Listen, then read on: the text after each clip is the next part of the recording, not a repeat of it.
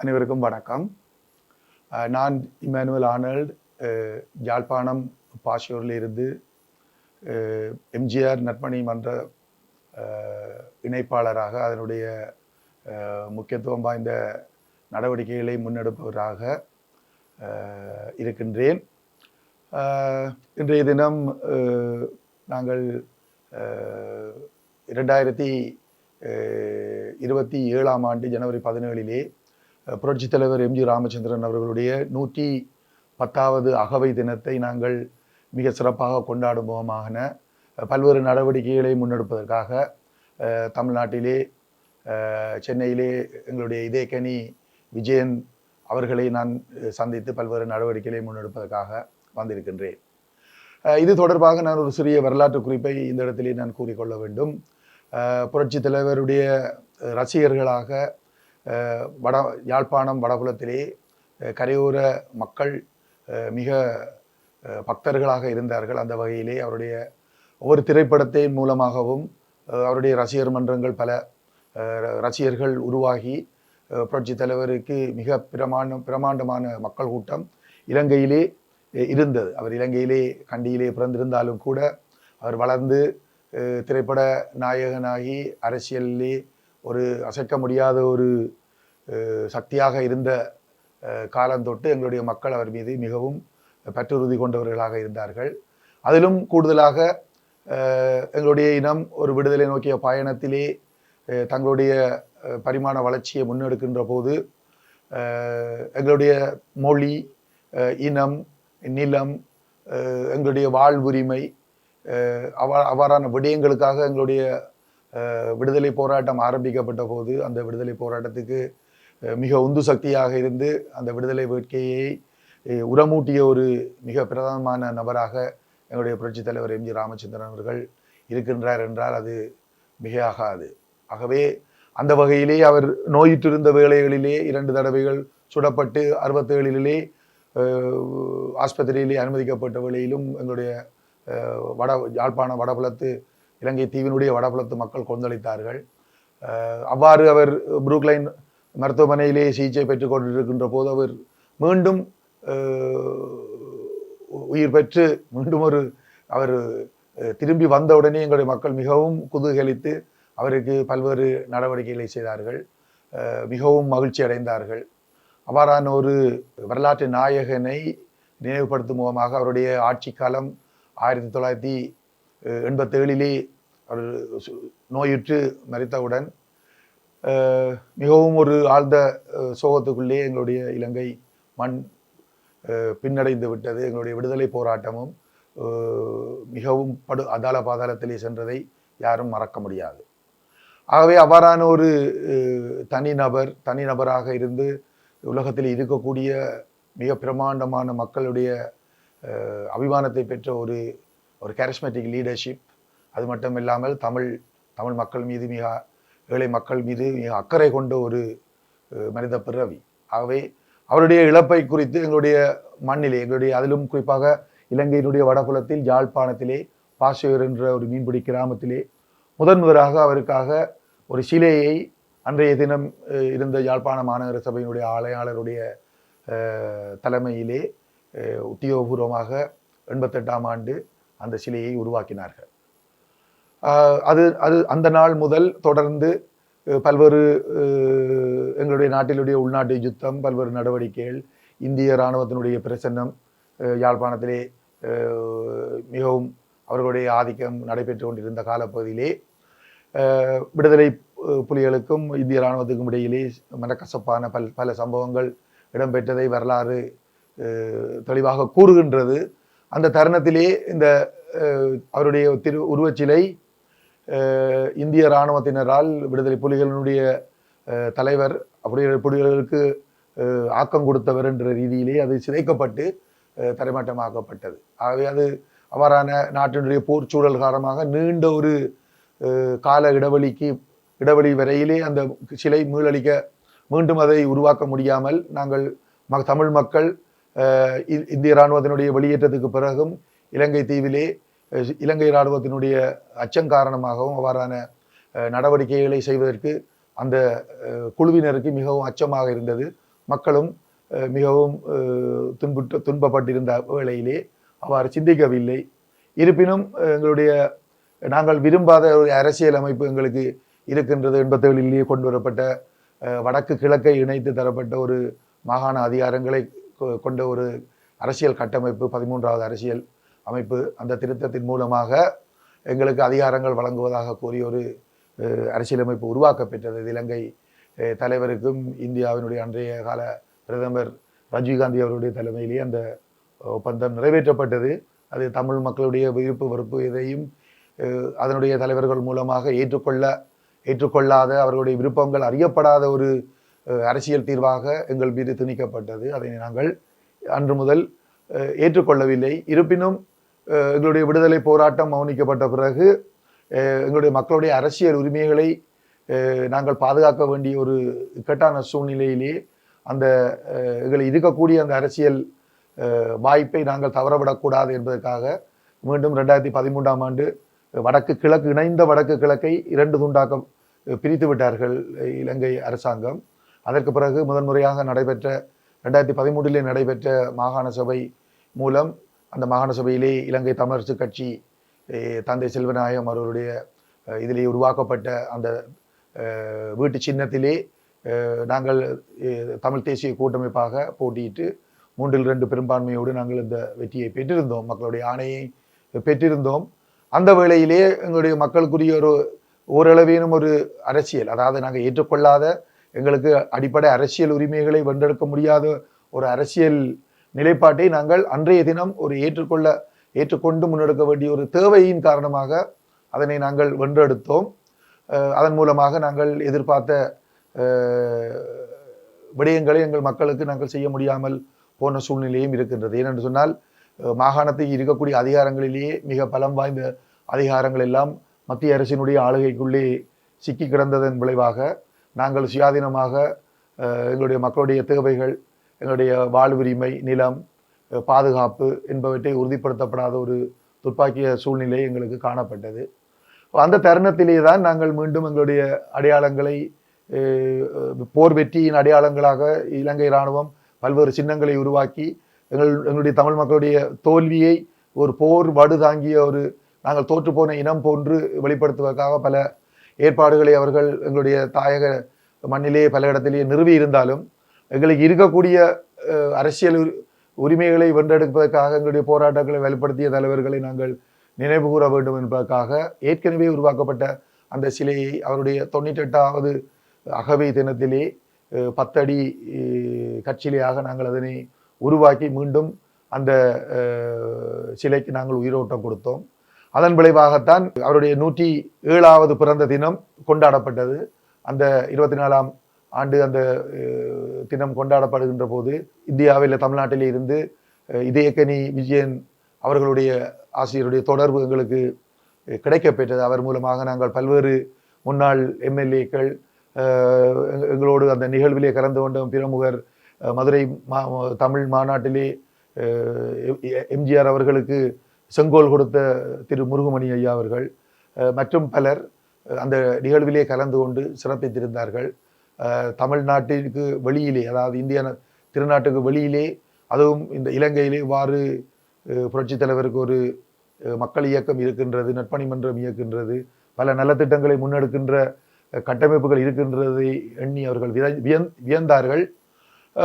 ஒரு பத்திரிகையாளர் மாநாடும் அங்கே மேற்கொள்ளப்பட்டது. திரு விஜயன் ஆசிரியர் அவர்கள் அதில் சொல்லார், இந்த இடத்திலே எங்களுடைய நீண்ட எண்ணம் ஒரு வெண்கல சிலையை உருவாக்க வேண்டும் என்பது, அதனை நாங்கள் மிக விரைவாக உருவாக்கி இந்த இடத்திலே நிறுவுவோம் என்ற ஒரு வாக்குறுதியை கொடுத்திருந்தது எல்லோருக்கும் மிக மகிழ்ச்சி கொடுத்திருந்தது. இருப்பினும் நாங்கள் இந்த வேளை இங்கே தமிழ்நாட்டுக்கு ஒரு புதிய தேர்தல் நடைபெற்று ஒரு புதிய முதலமைச்சர் இந்த நாட்டிலே பொறுப்படுத்தியிருக்கின்ற காலப்பகுதியிலே முதன்முறையாக வருகை தந்திருக்கின்றோம்.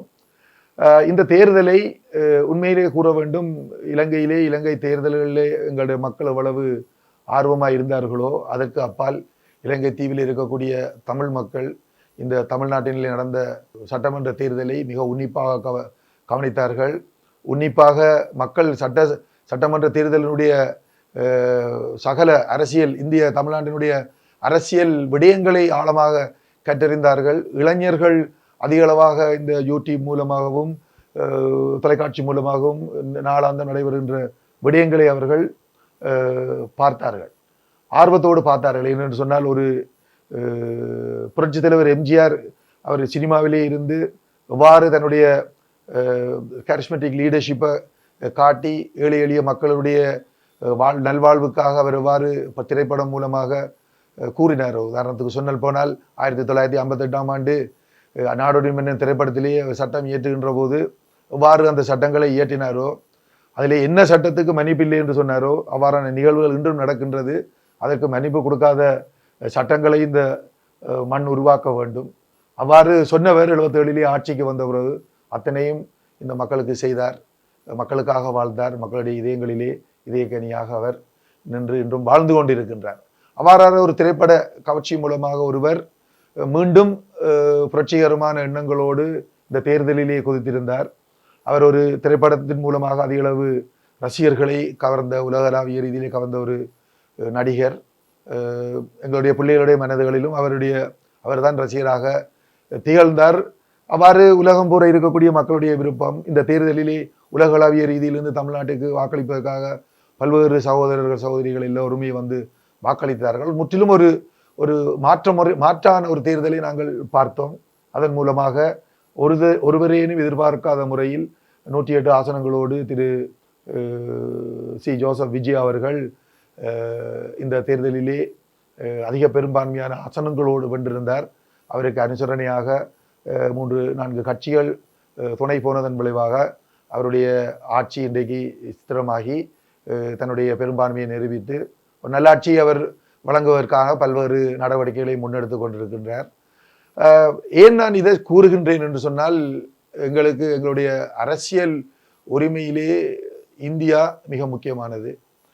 இந்திய திருநாட்டினுடைய ஆசீர்வாதம் இல்லாமல் இந்த இலங்கை தீவிலே இருக்கக்கூடிய தமிழ் மக்களுக்குடைய எந்த விமோசனமும் கிடைக்கப் போவதில்லை. ஆகவே எங்களுடைய இறுதி போர் காட்டத்திலே இங்கே இருக்கக்கூடிய அரசினுடைய மெத்தன போக்கின் காரணமாக நாங்கள் முள்ளிவாய்க்கால் என்ற ஒரு எல்லையை சென்று ஒரு இன அழிப்பை நாங்கள் சந்தித்தோம். அன்றைய தினம் இருக்கக்கூடிய அரசாங்கத்திற்கு ஒரு அழுத்தம் கொடுத்து அரசாங்கத்திலிருந்து விலகுவதாக அறிவித்திருந்தால் கூடி இன்று இவ்வாறான பெரிய ஒரு இன அழிப்பு நடைபெற்றிருக்காது. இருப்பினும் இன்றைய அதனை கடந்து நாங்கள் 17-18 ஆண்டுகளை தாண்டி இங்கே வந்திருக்கின்றோம். இன்றைய தமிழ்நாட்டிலே இருக்கக்கூடிய சிஎம் அவர்கள் எங்களுடைய வயதை ஒத்தவர்.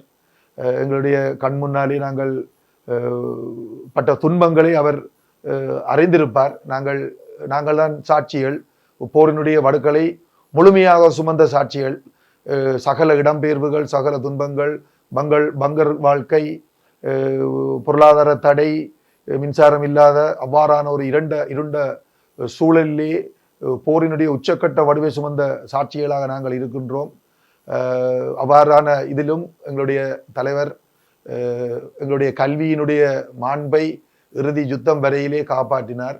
அதன் மூலமாக கல்வி என்ற செல்வத்தை அவர் காத்து தந்ததன் விளைவாகவும் எங்களுடைய மொழியை, எங்களுடைய நிலங்களை அவர் பாதுகாத்து ஓரளவேனும் ஒரு தற்சார்பு பொருளாதாரத்திலே மக்களுடைய ஜீவனோபாயத்தை அவ்வளவு போரின் வடுவிலும் அவர் சிறந்த ஒரு தலைவராக எங்களை வழிநடத்தியதன் காரணமாக மிச்சமாக இருக்கக்கூடிய இழப்பதற்கு ஒன்றும் இல்லை என்று இந்த மக்களுடைய வாழ்வு இன்றை மீண்டும் சீர்கொண்டு மேலோங்கி வருகின்றது. நாங்கள் தலைத்து வந்து கொண்டிருக்கின்றோம். அந்த வகையிலே எங்களுடைய தற்போதைய தமிழ்நாட்டு அரசியலினுடைய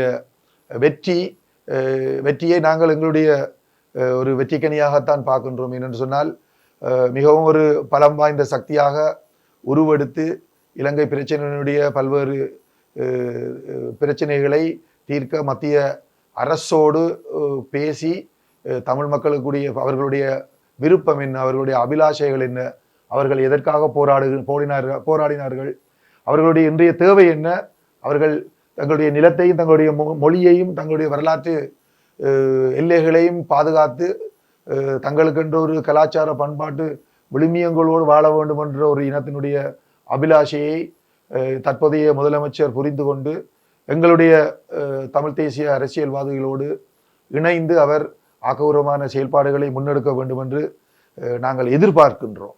அதுதான் எங்களுடைய இன விடுதலைக்கான ஒரு அடுத்த கட்ட பணியாக இருக்கும் என்பதை நாங்கள் உணர்ந்திருக்கின்றோம்.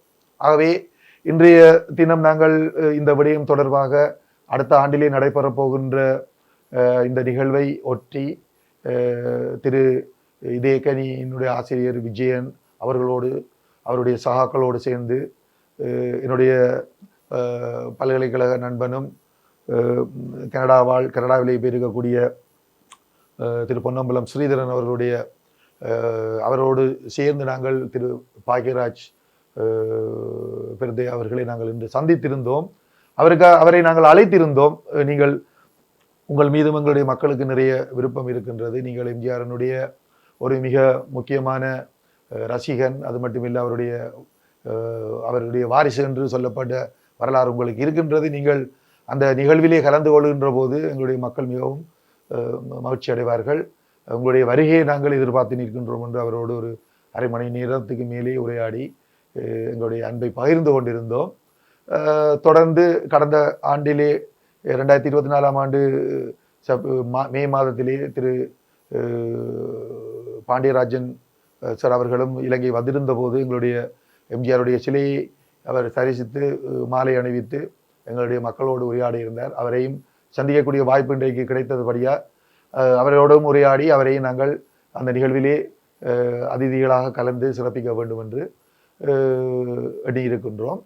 அதுபோன்று நாங்கள் நாளைய தினமும் பல்வேறு முக்கியஸ்தர்களை நாங்கள் சந்தித்து உரையாட இருக்கின்றோம். ஆகவேதான் புரட்சி தலைவருடைய மறைவுக்கு பிறகு 38 ஆண்டுகள் கழிந்த பிறகும் அவர் உலகம் சுற்றி இருக்கின்ற மக்களுடைய இதயங்களிலே அவர் வாழ்கின்றார். அவ்வாறான ஒரு தனக்காக வாழாமல் ஏழை மக்களுக்காகவும் எளிய மக்களுடைய நல்வாழ்வுக்காகவும் அவர் வாழ்ந்தார். மக்களுடைய இதயங்களிலே அவர் இதயக்கனியாக வலம் பெறுகின்றார்.